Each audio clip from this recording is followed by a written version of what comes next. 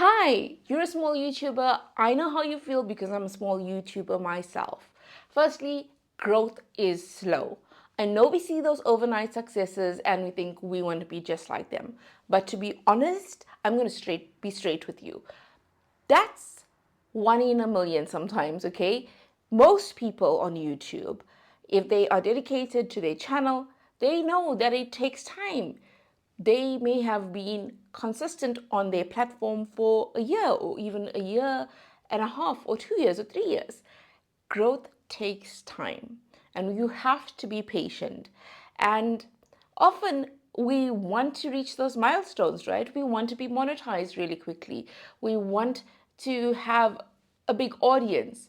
But understand that part of being a YouTuber is understanding that those milestones, they will come if you are consistent, if you continue to put out good content that resonates with your audience, then that milestone will come, but you have to be patient. Step number 2, create evergreen content. Now, what is evergreen content? Basically, just say you have a sewing channel and you create a video about how to sew for beginners. Now, people will always be searching for that topic if they want to try learning how to sew.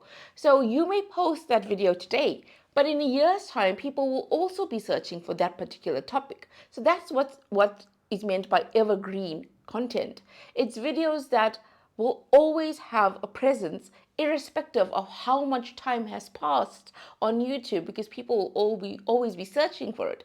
Even like if you have a cooking channel and you have cooked a lovely chicken curry, for example, people who are interested in making curry can be searching for that content even 5 years after you post that video. Your video may come up in the YouTube search results, and the person may then be able to enjoy a delicious chicken curry because you've created that video about that particular recipe and how to go about creating that curry.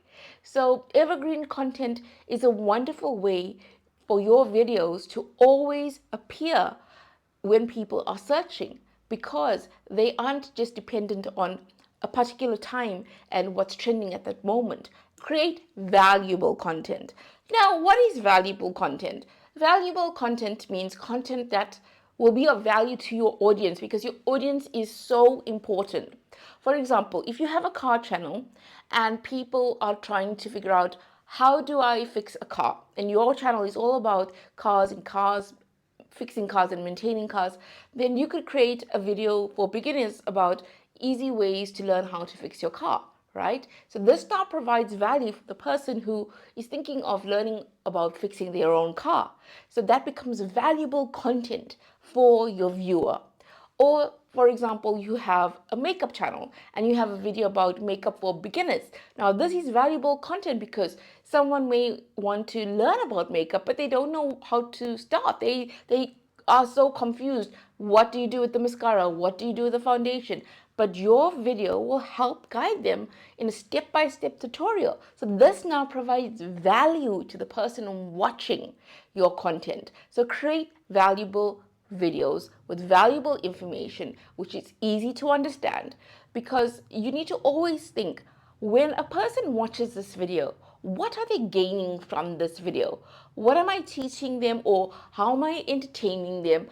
How will they feel after they've watched this video that I've created? So you need to always think about your audience. Think about your audience. Think about if this video will be helpful, if it can be more helpful, what do I need to do to improve it? And that will help you understand how to create valuable content, because you'll always be asking yourself, what can I do differently? How can I improve to offer more value to the person that is watching my video? Don't compare yourself to other YouTubers, especially those big YouTubers. Don't do it, don't do it, don't do it. I know it's so tempting to do it. You may be thinking, oh, I suck. My videos are crappy. Look at this YouTuber. They are so polished and so brilliant. And why can't I be more like them? Well, you know what? You are starting off probably in your journey, and that YouTuber may have published 1,000 videos already, and they are years into their journey. When they started, they probably sucked as well. They were probably trying to figure things out as well. You really need to be understanding that Everything in life takes time, and comparison is the last thing that you should be doing. If you want to compare yourself against your past self in your YouTube journey. For example, if you posted a video this week, look at it and assess it and critique yourself and think, okay, what can I do differently? How can I improve this video? And that will help you, rather than focusing on other YouTubers and what they've done and being so impressed by them and then feeling so guilty or feeling so down about yourself. Don't do that. Don't have imposter syndrome as well. Don't think that you can't do this, because you absolutely can. If somebody else can do this, then you can too. It's all about that learning curve. And yes, when you have that learning curve, it is tricky, it is challenging. Sometimes we don't want to leave our comfort zone of not having tried YouTube before. It's difficult to step into something new and to adjust and to learn so much. It can feel overwhelming. But remember, your journey is yours alone. And if you have the right mindset that this is exciting, I'm now a YouTuber. Wow, this is really, really cool. This is so exciting. I'm going to learn new things. I'm going to improve with every video. I'm going to be out there and not be afraid to put myself out there. I'm going to gain more confidence. If you start seeing it that way, then you'll realize that really comparing yourself against other YouTubers is just doing yourself a disservice. So don't do it. Don't do it. Okay? Understand what a niche is. You'll often hear about niches. Now, what is a niche? Basically, it's what your channel is mostly about. For example, if your channel is about fitness, then your niche is fitness. If your channel is about finance, then your niche is about finance.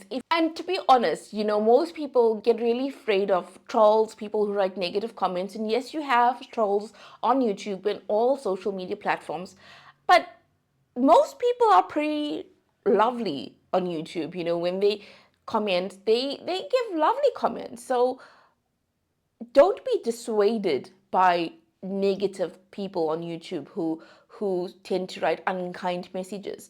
They are far and few between. My words are just losing me, but they aren't really as active and present as people who are really positive and uplifting and encouraging on YouTube. You'll find that audiences are actually really nice. They are people who just want you to also win on YouTube. Consistency is crucial.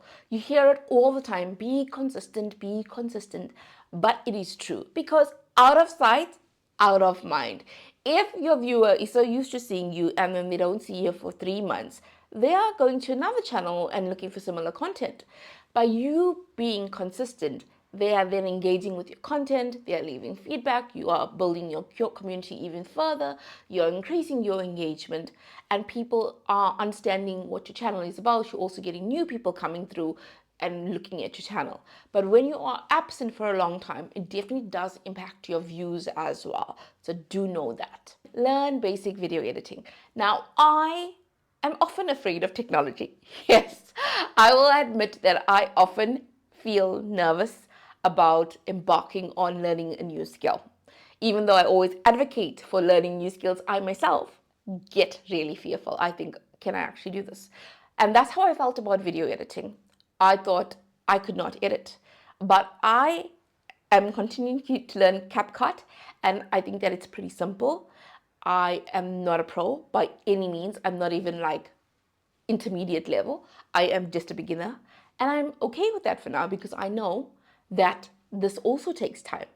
So don't be afraid to learn something new.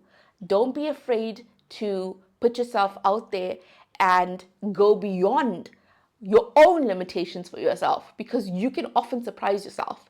You can often exceed your expectations. So that's what I'm learning for myself as well.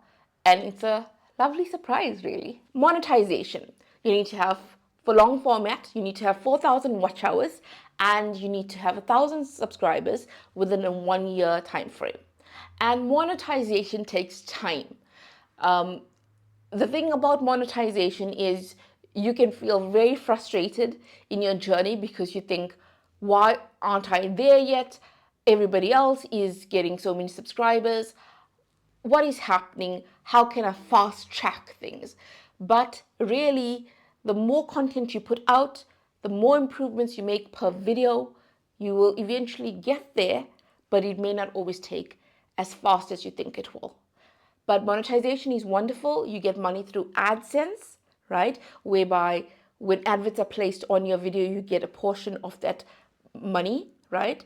And you also get to have digital products. You can get money that way. You can get money through sponsorships. You can get money through brand deals.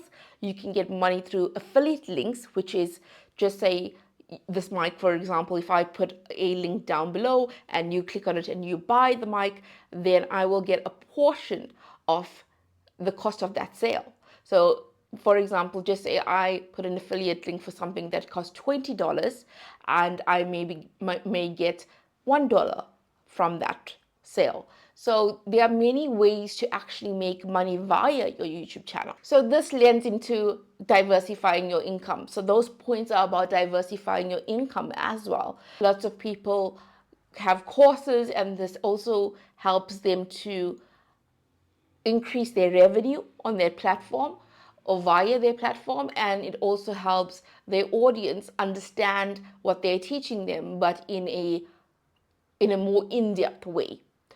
Be kind to yourself. Be kind to yourself, really and truly be kind to yourself. I think sometimes we can be our worst critics. I think sometimes even though we are putting in effort into something, we are not looking at the things that we are doing right. We are judging ourselves so harshly. Yes, look at how you can improve with every video, but do it kindly, do it respectfully, respect yourself. Really get out of the headspace of, I'm failing at this. Rather look at it like, I can get better, and I will get better with every video that I publish.